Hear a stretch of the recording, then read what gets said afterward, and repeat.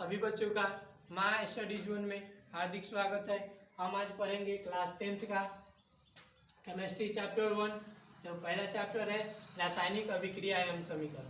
हम जानेंगे सबसे पहले कि रासायनिक अभिक्रिया क्या होता है। तो देखिए हम इसका परिभाषा लिख रहे हैं और समझा रहे हैं कि रासायनिक अभिक्रिया क्या होता है। रासायनिक अभिक्रिया को हम इंग्लिश में केमिकल रिएक्शन कहते हैं। हम इसका इंग्लिश भी लिख दे रहे हैं।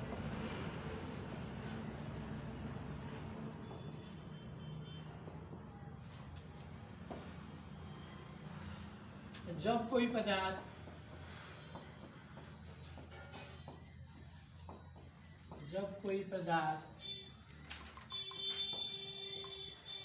अकेले या किसी अन्य पदार्थ के साथ अभिक्रिया कर एक या एक से अधिक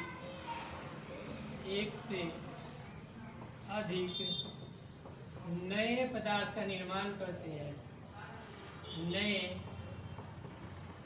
पदार्थ का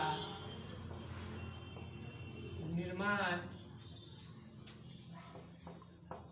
करते हैं तो उसे रासायनिक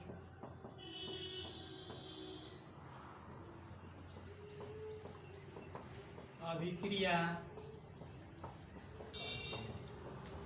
हमने समझा कि रासायनिक अभिक्रिया क्या होती है। तो जब कोई पदार्थ अकेले या किसी अन्य पदार्थ के साथ अभिक्रिया कर एक या एक से अधिक नए पदार्थों का निर्माण करते हैं तो हम उसे रासायनिक अभिक्रिया कहते हैं। पदार्थ में यहाँ ज़्यादातर अभिक्रिया में हमको मिलता है या तो तत्व होगा ना तो यौगिक होगा। जैसे हम आपको बता रहे हैं कि यदि मैग्नीशियम की अभिक्रिया ऑक्सीजन से कराई जाए तो ये मैग्नीशियम ऑक्साइड बनता है। अब इसको आप बैलेंस भी कर सकते हैं। आगे हम आपको पढ़ाएंगे कि बैलेंस समीकरण क्या होता है, लेकिन यहाँ पर हम आपको बैलेंस करके दिखा रहे हैं। ऑक्सीजन यहाँ पे 2 है तो यहाँ पर आपको 2 लगाना पड़ेगा, इसके आगे भी 2 लगाना पड़ेगा। तो ये हुआ संतुलित रासायनिक समीकरण। अब हम जानेंगे कि रासायनिक अभिक्रिया में कौन कौन से पदार्थ भाग लेते हैं। तो रासायनिक अभिक्रिया में 2 पदार्थ भाग लेते हैं। अब हम आगे बता रहे हैं आपको कि रासायनिक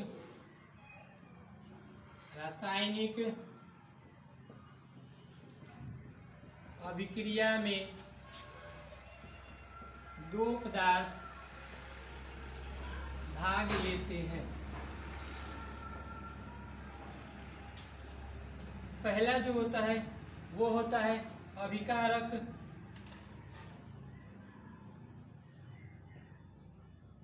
जिसको इंग्लिश में रिएक्टेंट बोलते हैं। पहले हम इसका परिभाषा दे रहे हैं तब इस दूसरा बताएंगे। तो वे पदार्थ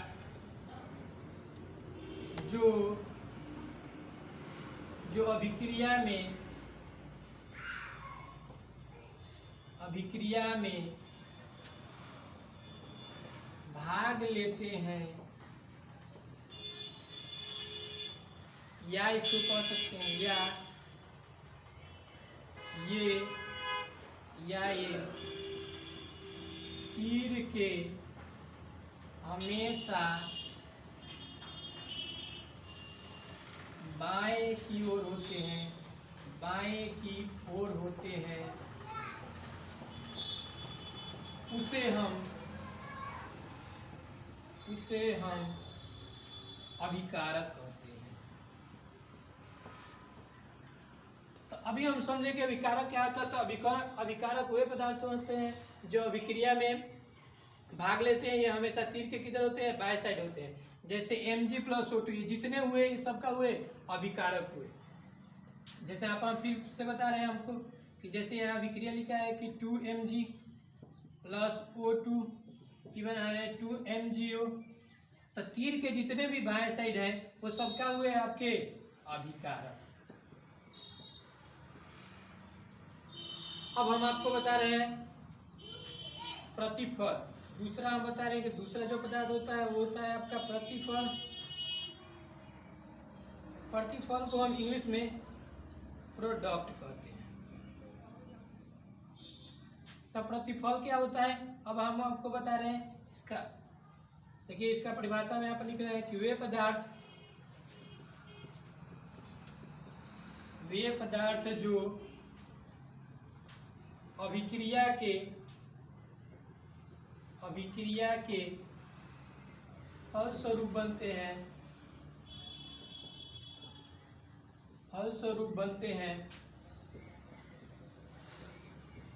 हैं या में हम कह सकते हैं यह तीर के हमेशा दाएं की ओर होता है, प्रतिफल कहलाता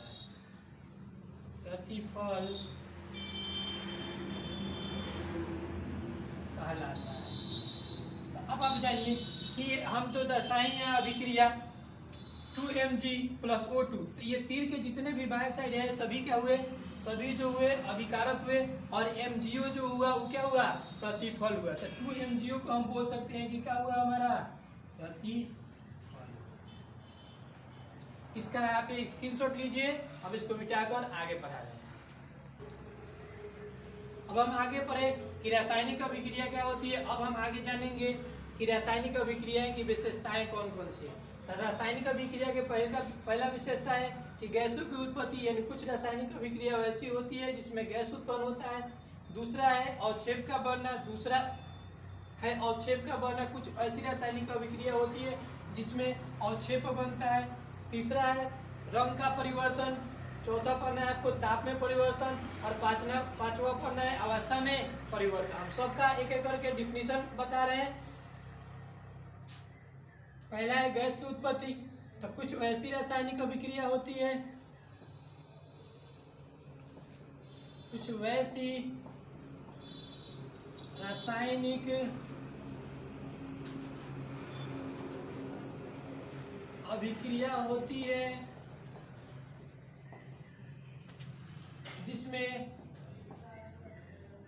जिसमें गैस उत्पन्न होता है,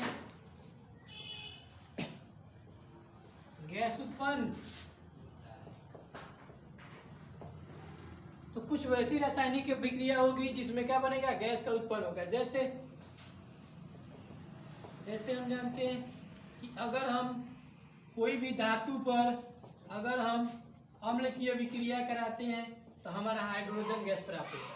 ये बन जाएगा ZnCl2 प्लस में H2S। अब आप इसको बैलेंस भी कर सकते हैं। अभी हम आपको बैलेंस करके दिखा रहे हैं, आगे आप सीख जाएंगे तो आप खुद ही करने लगेंगे। देखिए कैसे बैलेंस कर सकते हैं इसको।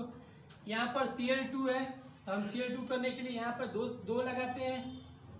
इसको हम दूसरे कलर से दिखा रहे हैं कि आपको समझ में आए। यहाँ पर Cl की संख्या 2 है तो इधर 2 करने के लिए हम यहाँ पर 2 लगाते हैं। उसके बाद देखते हैं कि Zn ये वो है, Zn ये वो है, इधर भी है, हाइड्रोजन 2 है, हाइड्रोजन 2 है। इस प्रकार ये क्या हुआ, बैलेंस हो गया। दूसरा बता रहे हैं हम अवक्षेप का बनना। इसमें से हम दूसरा बता रहे हैं आपको अवक्षेप का बनना। तो कुछ वैसी रासायनिक अभिक्रिया होती है,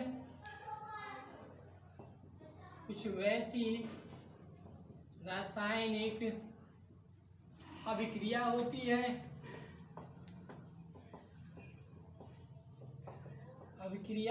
है जिसमें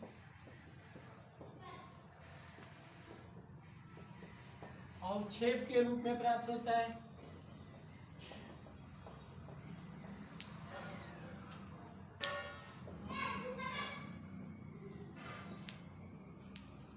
जैसे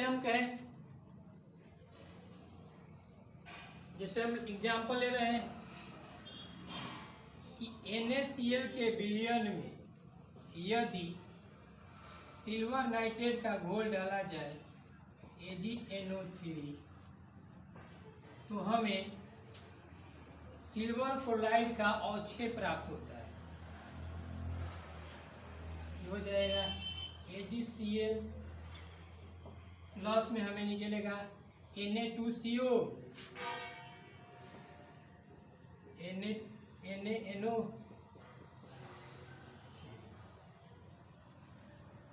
NaNO3।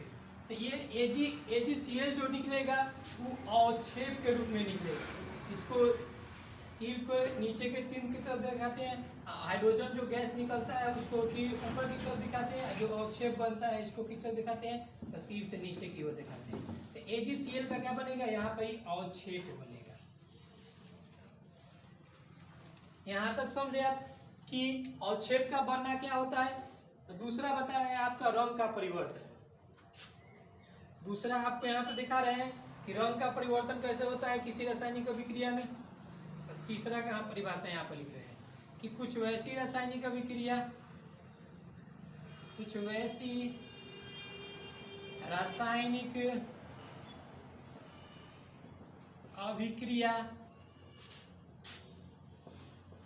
जिसमें रंग बदलता है।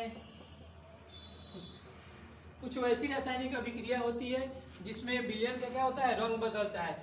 जैसे यदि हम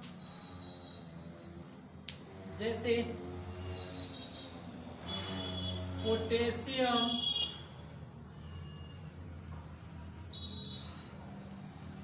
पर मैग्नेट पर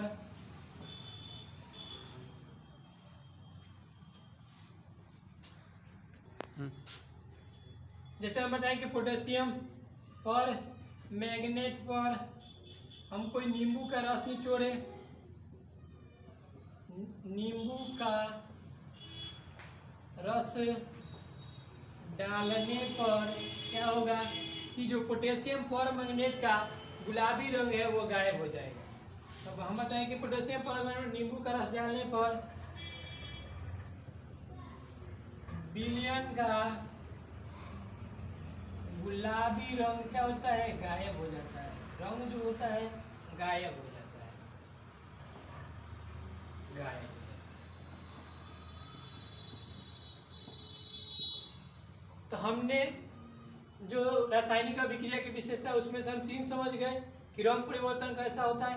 अब चौथा बता रहे हैं कि ताप का परिवर्तन कैसे होता है। तो कुछ रासायनिक अभिक्रिया में ताप भी परिवर्तित होते हैं।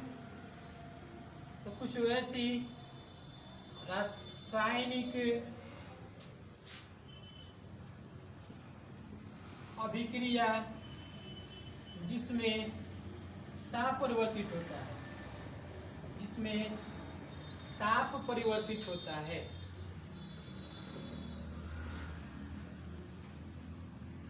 ताप परिवर्तित होता है। जैसे हम कहें कि यदि हम कली चूना पर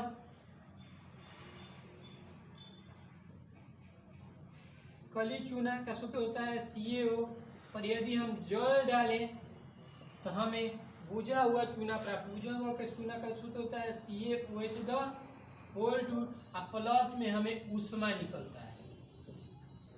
प्लस में हमें क्या प्राप्त होता है, तो ऊष्मा निकलता है। तो ये कितने हुए हमारे रासायनिक अभिक्रिया की विशेषता में, ये चौथा हुआ। और हम पांचवा बता रहे हैं। पांचवा का मतलब ये स्वयं का परिभाषा सबका एक ही होता है। पांचवा में आपको एग्जाम्पल जैसे बता रहे हैं, जैसे समझ लीजिए कि कुछ वैसी रासायनिक अभिक्रिया होती है जिसमें क्या होता है, अवस्था परिवर्तित होता है। जैसे में हम इसका एग्जाम्पल ही बता रहे हैं। जैसे में इसका एग्जाम्पल समझिए कि यदि कपूर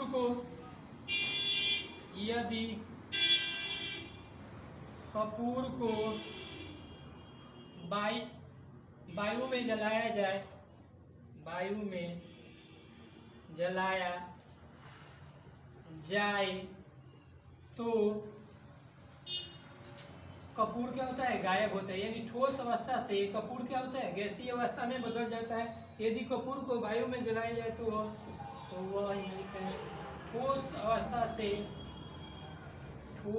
अवस्था से गैसीय अवस्था में बदल जाता है, गैसीय अवस्था में बदल जाता है। तो हमने समझा कि रासायनिक अभिक्रिया की विशेषता क्या है। तो जितने भी प्रकार के रासायनिक अभिक्रिया होती है उसमें या तो गैस बनेगा या उसका अवक्षेप बनेगा या विलयन का रंग परिवर्तित होगा या ताप में परिवर्तन होगा या उसकी अवस्था में परिवर्तित होगी। तो ये रासायनिक अभिक्रिया क्या थी, विशेषता थी।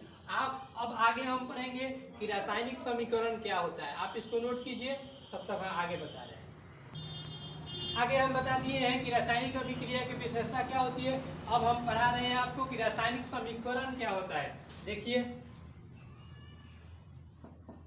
रासायनिक समीकरण, इसको इंग्लिश में हम बोलते हैं केमिकल इक्वेशन।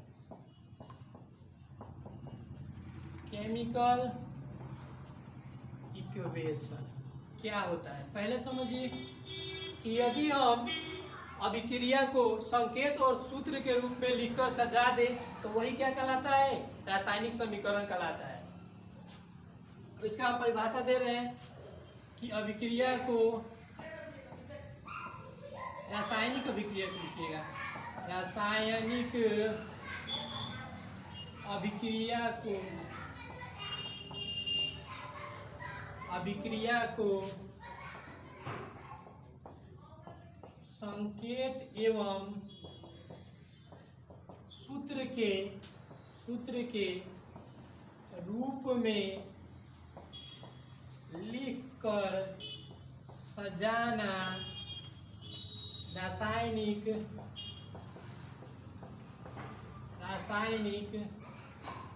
समीकरण कहलाता है।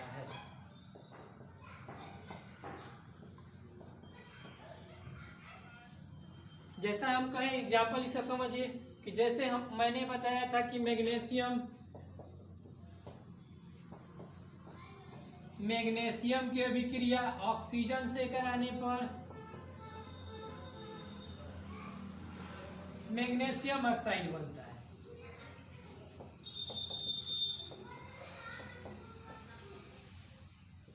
मैग्नीशियम ऑक्साइड बनता है।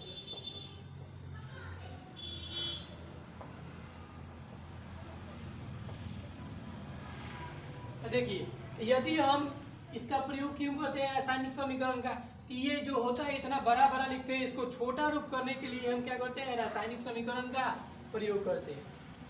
यदि हम मैग्नीशियम को संकेत के रूप में लिखे तो कैसे लिख सकते हैं, मैग्नीशियम का संकेत होता है Mg, ऑक्सीजन को होता है O2, और इसको लिखे बन रहा है कौन सी, मैग्नीशियम ऑक्साइड, तो Mg।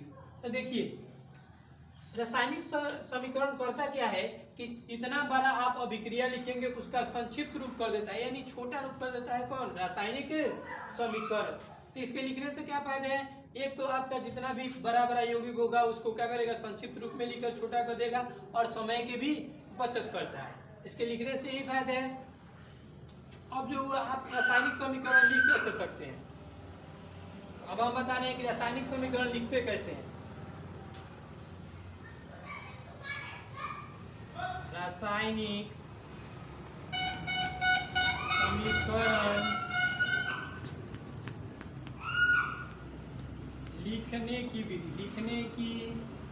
विधि, रासायनिक समीकरण लिखने की विधि क्या है, सबसे पहले हम समझेंगे।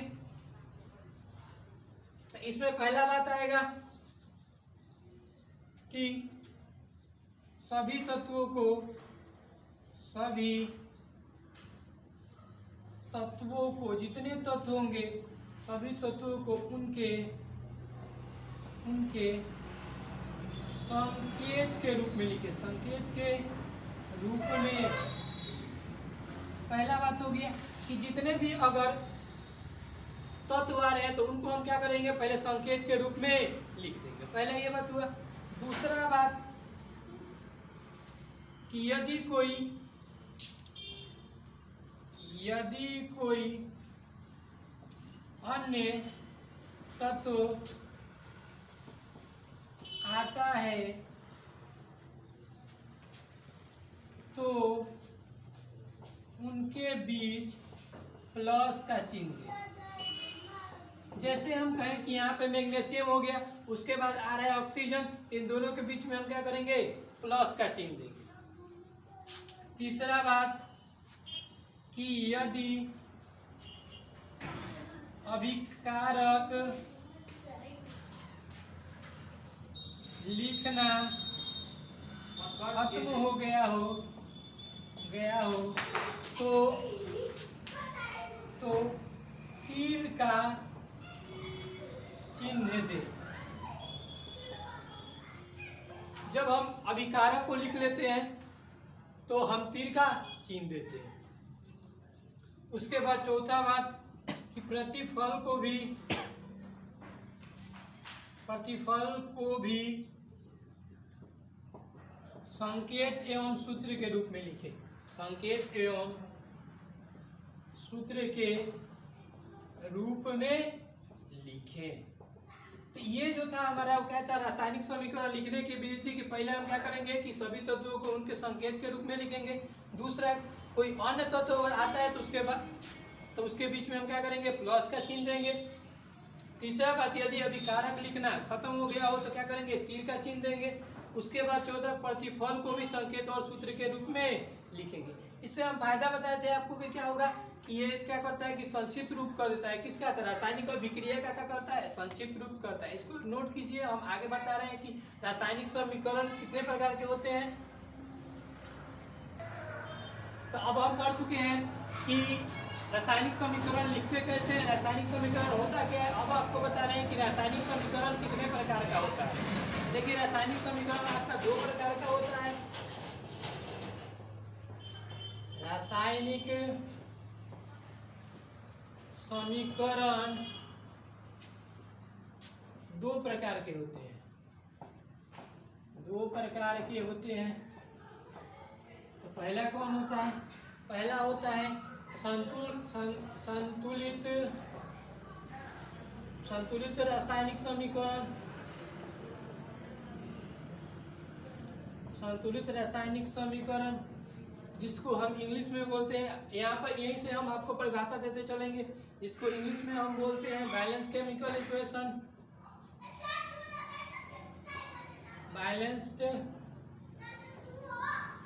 Balanced chemical equation.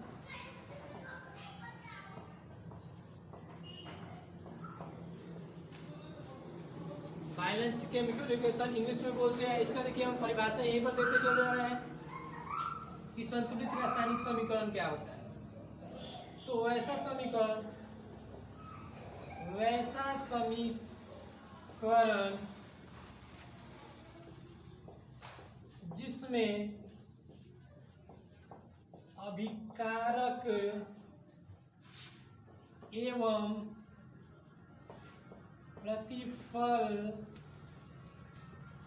प्रतिफल के परमाणुओं की संख्या समान होती है इससे हम क्या कहते हैं, इसे हम संतुलित रासायनिक समीकरण, संतुलित रासायनिक समीकरण कहते हैं। ये हमने परिभाषा से समझा कि संतुलित रासायनिक समीकरण क्या होता है। तो वैसा रासायनिक समीकरण जिसमें अभिकारक और प्रतिफल के परमाणुओं की संख्या क्या होगी, समान होगी, उसे हम संतुलित रासायनिक समीकरण कहते हैं। अब इसके एग्जाम्पल से समझ रहे हैं। जैसे एग्जाम्पल देखिए कि अगर हम कार्बन को वायु के उपस्थिति में जलाते हैं तो हमारा CO2 बनता है। कहने का मतलब है कि कार्बन के जितने परमाणु इधर होंगे यानी अभिकारक में होंगे, उतने ही परमाणु क्या होंगे, प्रतिफल में होंगे, तो वह संतुलित रासायनिक समीकरण कहलाता है। जैसे कार्बन के 1 परमाणु इधर है, कार्बन का 1 परमाणु इधर भी है, ऑक्सीजन का 2 परमाणु इधर भी है, तो ऑक्सीजन का 2 परमाणु इधर भी है। तो इसको हम कहेंगे संतुलित रासायनिक समीकरण। आगे आपको पढ़ना होगा कि हम जितने भी रासायनिक समीकरण होते हैं उसको संतुलित क्यों करते हैं, आगे बताएंगे। पहले दूसरा हम बता रहे हैं इसमें कि असंतुलित रासायनिक समीकरण क्या होता है। तो दूसरा का हम परिभाषा दे रहे हैं कि असंतुलित रासायनिक समीकरण क्या होता है, ठीक है। तो इसको हम इंग्लिश में बोलते हैं unbalanced chemical equation, unbalanced chemical equation. इसका परिभाषा देखिए क्या होगा कि वैसा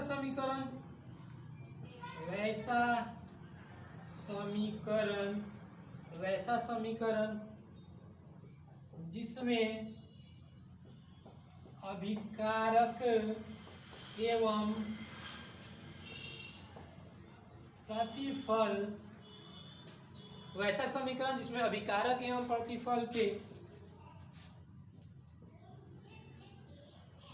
परमाणुओं की संख्या समान न हो, उसे असंतुलित रासायनिक समीकरण कहते हैं। असंतुलित रासायनिक समीकरण कहते हैं। समीकरण, इसको हम समझे परिभाषा से कि असंतुलित रासायनिक समीकरण क्या होता है। तो वैसा समीकरण जिसमें अभिकारक एवं प्रतिफल के परमाणुओं की संख्या का वो समान न हो, इसमें क्या था, समान था। तो समान जो होगा वो संतुलित रासायनिक समीकरण कहलाएगा, और जो समान नहीं होगा उसको क्या कहेंगे, असंतुलित रासायनिक समीकरण। इसको हम एग्जाम्पल से समझते हैं। जैसे एग्जाम्पल समझिए कि अगर हम हाइड्रोजन की अभिक्रिया क्लोरीन से कराएं तो हमारा HCl प्राप्त होता है। अब हम देखें तो यहाँ पर हाइड्रोजन 2 है और यहाँ पर हाइड्रोजन की संख्या कितनी है, 1 है। क्लोरीन की संख्या 1 है, क्लोरीन की संख्या 1 है, लेकिन हाइड्रोजन की संख्या क्या है, अलग है। इसलिए ये जो समीकरण है क्या है, असंतुलित रासायनिक समीकरण है। इसको नोट कीजिए, हम आगे बता रहे हैं। अब हम आगे समझेंगे कि रासायनिक समीकरण को संतुलित क्यों करते हैं। तो हमने आपको बता दिया कि रासायनिक समीकरण 2 प्रकार के होते हैं, एक संतुलित समीकरण, संतुलित रासायनिक समीकरण, और दूसरा असंतुलित रासायनिक समीकरण। अब हम समझेंगे कि रासायनिक समीकरण को आखिर हम संतुलित क्यों करते हैं। एक क्वेश्चन बहुत बार पूछ चुका है और पूछता भी है, तो हम इसको समझते हैं कि रासायनिक समीकरण को संतुलित क्यों करते हैं, समीकरण को संतुलित क्यों करते हैं। समीकरण के जगह पर आपको अभिक्रिया भी कह सकता है कि रासायनिक अभिक्रिया को हम संतुलित क्यों कर सकते हैं, दोनों हो सकता है। तो रासायनिक समीकरण कहने का मतलब हुआ कि इसको छोटा रूप में लिखता है अभिक्रिया को। तो मेन यहाँ मुद्दा आपका अभिक्रिया ही है कि रासायनिक अभिक्रिया को हम क्या करते हैं, संतुलित क्यों करते हैं। तो इसका हम आंसर जानेंगे कि द्रव्यमान के अनस्वरता, द्रव्यमान के अनस्वरता नियम के अनुसार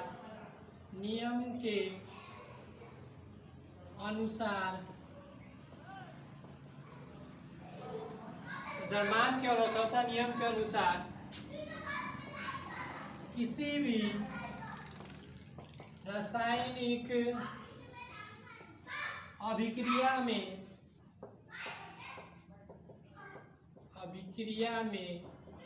न तो द्रव्यमान उत्पन्न होते हैं और न ही वे नष्ट होते हैं। हमने समझा कि द्रव्यमान के अनस्वरता नियम के अनुसार किसी भी रासायनिक अभिक्रिया में ना तो द्रव्यमान उत्पन्न होते हैं और ना ही नष्ट होते हैं, जिसके कारण रासायनिक अभिक्रिया कहे या रासायनिक समीकरण कहे, जिसके कारण रासायनिक अभिक्रिया को संतुलित करते हैं। अभिक्रिया को संतुलित ये बात आप समझे कि रासायनिक अभिक्रिया जो होती है उसको हम संतुलित क्यों करते हैं। तो द्रव्यमान के अनुसरता नियम के अनुसार किसी भी रासायनिक अभिक्रिया में ना तो द्रव्यमान उत्पन्न होता है और ना ही नष्ट होता है, जिसके कारण हम क्या करते हैं, रासायनिक अभिक्रिया को संतुलित करते हैं। अब हम जानेंगे कि रासायनिक अभिक्रिया को संतुलित कैसे करते हैं। चलिए आइए, अब हम आपको सिखा रहे हैं कि रासायनिक अभिक्रिया को संतुलित कैसे करें। देखिए ऐसे रासायनिक अभिक्रिया को संतुलित और अनुमान विधि से करते हैं। इसमें आपको अनुमान विधि से ही पढ़ना है, अनुमान विधि से। अनुमान विधि से क्या करते हैं, हम रासायनिक अभिक्रिया को क्या करते हैं, संतुलित करते हैं। रासायनिक समीकरण को हम क्या करते हैं, संतुलित करते हैं। जैसे में हम एक एग्जांपल दे रहे हैं, जैसे हम एग्जांपल दे रहे हैं कि Mg प्लस HCl ई बनाएगा आपका MgCl2 प्लस में क्या निकलेगा, हाइड्रोजन गैस निकलेगा। हम आपको बताया कि जब भी कोई धातु क्या करता है, अम्ल से अभिक्रिया करता है तो हाइड्रोजन गैस क्या होता है, बाहर निकलता है। आप तीर का चिन्ह दिखा भी सकते हैं और नहीं भी दिखा सकते हैं। यहाँ पे हम आपको सिखा रहे हैं कि रासायनिक अभिक्रिया को संतुलित अनुमान विधि से कैसे करेंगे।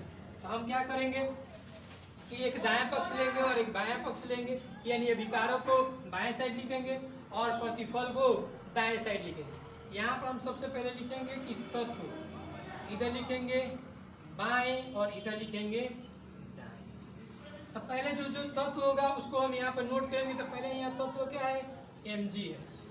यहाँ पर जितने परमाणु होंगे उसके परमाणु लिखेंगे और दाएं साइड में इसके कितने परमाणु है हम वो लिखेंगे। तो पहले हम Mg लिख दिए, उसके बाद क्या है, हाइड्रोजन है, उसके बाद क्या है, क्लोरीन है।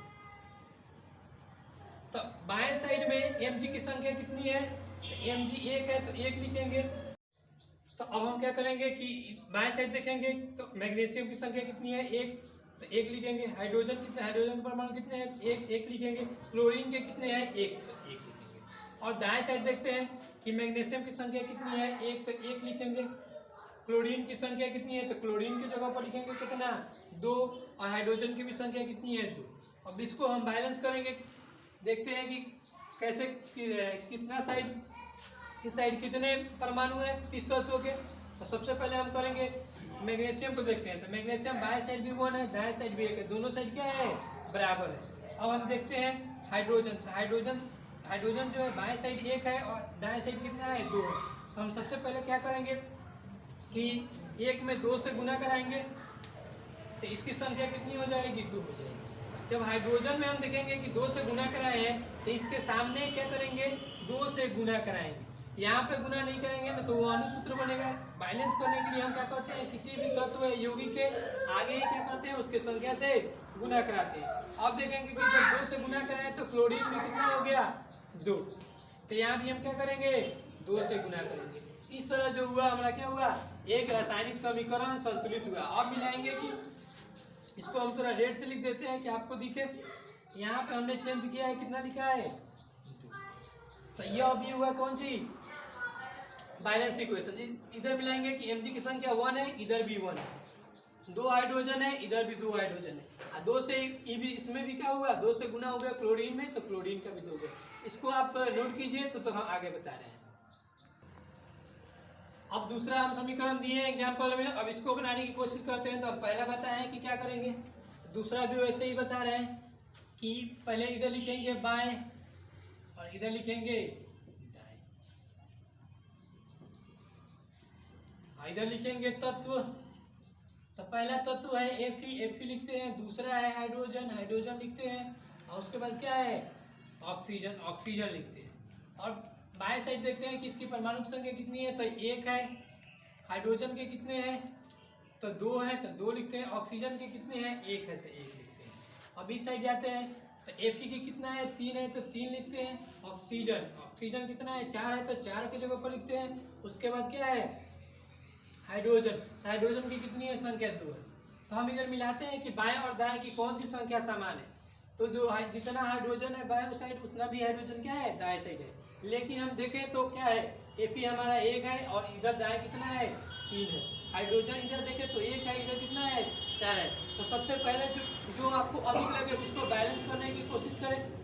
तो हम क्या कर सकते हैं कि इधर 1 है तो इधर 4 करने के लिए क्या करेंगे, यदि हम 4 से गुना करा दें तो 4 हो जाए। तो ऑक्सीजन में ऑक्सीजन जो है उसको कितना से गुना कराना पड़ेगा, 4 से गुना कराना पड़ेगा। तो यदि हम यहाँ पे 4 से गुना कराएं, हाइड्रोजन कितना हो जाएगा, इसको इससे दिखाएंगे, दूसरे क्लास दिखा रहे हैं आपको, दिखाई दे। हाइड्रोजन कितना हो जाएगा, पहले से 2 था, अब इसके सामने 4 से गुना हो गया तो हाइड्रोजन कितना हो गया, 8 हो गया। तो हाइड्रोजन को 8 करने के लिए हमें क्या करना पड़ेगा, इसमें भी 2 से गुना करना पड़ेगा, इसमें भी 4 से गुना करना पड़ेगा। इधर तो 4 से गुना हुआ ही है कि कितना हो गया, 8 हो गया। इसमें क्या करेंगे, 4 से गुना करेंगे तब जाकर हाइड्रोजन कितना होगा, 8 होगा। तो यहाँ हम कितना लिखेंगे, अब देखेंगे कि Ap 3 को है, Ap कितना है इधर। तो अब बाएं साइड के Ap में क्या करेंगे कि 3 से गुना कर देंगे। तो यहाँ हम क्या किए, 3 से गुना कर देंगे। अब जाके दोनों साइड के परमाणुओं की संख्या मिलाएंगे तो देखा मिलाएंगे कि Ap 3 को है तो इधर भी 3 को है।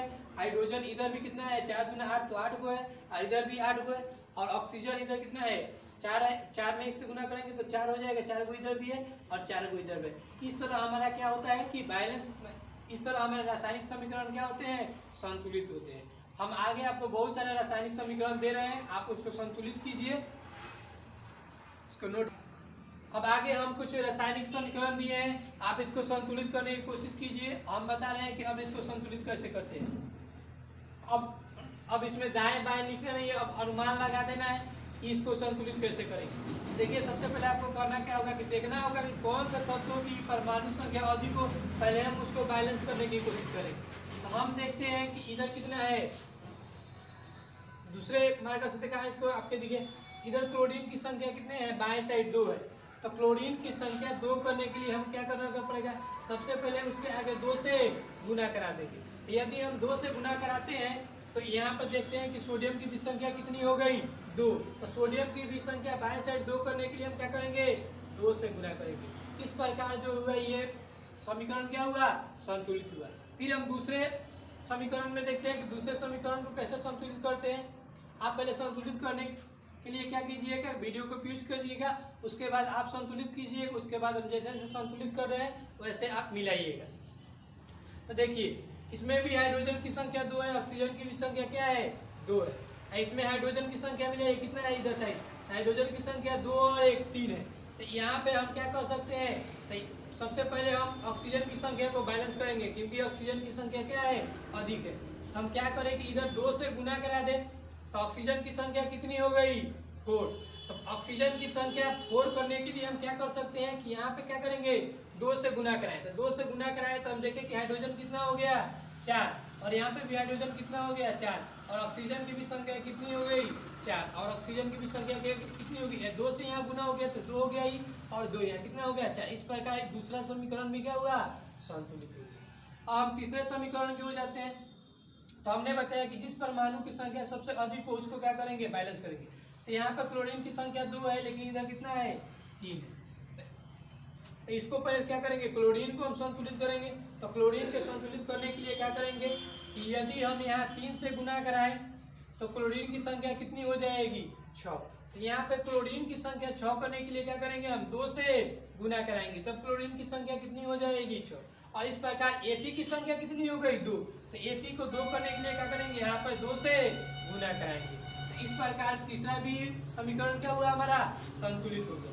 अब हम चौथा समीकरण में देखते हैं। तो इधर देखते हैं कि हाइड्रोजन की संख्या कितनी है, 4, और इधर देखते हैं कि हाइड्रोजन की संख्या कितनी है, 2। तो सबसे पहले हम 4 करेंगे। तो 4 करने के लिए क्या करेंगे, इधर हम हाइड्रोजन में 2 से गुना करा दे तो संख्या कितनी हो जाएगी, 4। तो हम ऑक्सीजन को भी मिलाते चलेंगे। तो ऑक्सीजन 2 गो और 2 गो कितना हो गया, 4 गो। तो ऑक्सीजन 4 को करने के लिए हम क्या करेंगे, 2 से यहाँ पर गुना कराएंगे, तो ऑक्सीजन भी कितना हो जाएगा, 4। अब मिलाएंगे हमारा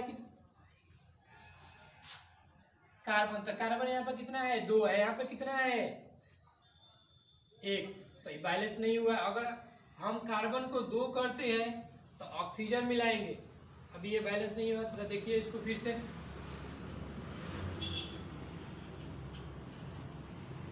चलिए फिर से देखते हैं। अगर कार्बन की संख्या 2 है, अगर यहाँ पे हम 2 लगाते हैं तो क्या हो जाएगा, कार्बन की संख्या 2 हो गई, कार्बन की भी संख्या 2 हो गई। अब ऑक्सीजन कितना हो गया 2 गो, 1 गो, 3 गो हो गया। तो यहाँ पे अगर हम क्या करें 2 से गुना करा दे ऑक्सीजन में, यहाँ पे भी क्या करें 2 से गुना करा दे, तो हमारा कितना हो जाएगा 2 गो 2 गो 4 गो, तो ऐसे ही हो गया है। तो हमारा करना कितना है ऑक्सीजन 2 गो 2 गो 4 गो 2 गो 6 गो हो गया। तो 6 करने के लिए हमें ऑक्सीजन में कितना से गुना कराना पड़ेगा 3 से गुना कराएंगे तब जाकर ऑक्सीजन कितना होगा 6, और कार्बन और हाइड्रोजन कितना हो गया 2 गो 2 गो 4 गो। इस प्रकार ये क्या हुआ बैलेंस हुआ। अब हम पांचवें समीकरण में देखते हैं कि इसको बैलेंस कैसे कर सकते हैं। तो इधर देखिए ऑक्सीजन की संख्या कितनी है 3, इधर ऑक्सीजन की संख्या कितनी है 2, तो इसको हम क्या कर सकते हैं, अगर 3 से गुना करा दें यहाँ पर तो कितना हो जाएगा 6 हो जाएगा। इसको क्या करेंगे हम 2 से गुना करा देते हैं, यहाँ पर भी ऑक्सीजन की संख्या कितनी हो जाएगी 6, एल्युमिनियम की संख्या कितनी हो जाएगी 2, पहले से उपस्थित है 2 इतना हो गया, तो एल्युमिनियम की संख्या कितनी हो गई 4, तो यहाँ पे क्या करेंगे हम 4 से गुना करा देंगे। इस प्रकार पांचवा जो हुआ समीकरण संतुलित हो गया। अब छठा हम समीकरण देखते हैं। तो छठा समीकरण में O की संख्या कितनी है इधर 2, इधर कितना है 1, तो इधर 2 करने के लिए हम इसके आगे क्या करेंगे 2 से गुना करेंगे। नाइट्रोजन की संख्या कितनी हो गई 4, तो यहाँ भी हम क्या करेंगे 4 से गुना करेंगे। इस प्रकार जो हुआ हमारा सारा रासायनिक समीकरण क्या हो गया संतुलित हो गया। तो संतुलित करने के लिए हम क्या करते हैं तत्वों की आगे ही हम कोई संख्या लगाते हैं, इसके नीचे या इसके ऊपर, इसके आगे ही लगाते हैं, पीछे नहीं लगाते, नहीं तो वो अनुसूत्र बनता है। तो इस प्रकार आपके जितने भी किताब में समीकरण दिए हैं संतुलित करने के लिए आप कर सकते हैं। इसके अगले वीडियो में हम पढ़ाएंगे कि रासायनिक अभिक्रिया कितनी प्रकार की होती है। Thank you.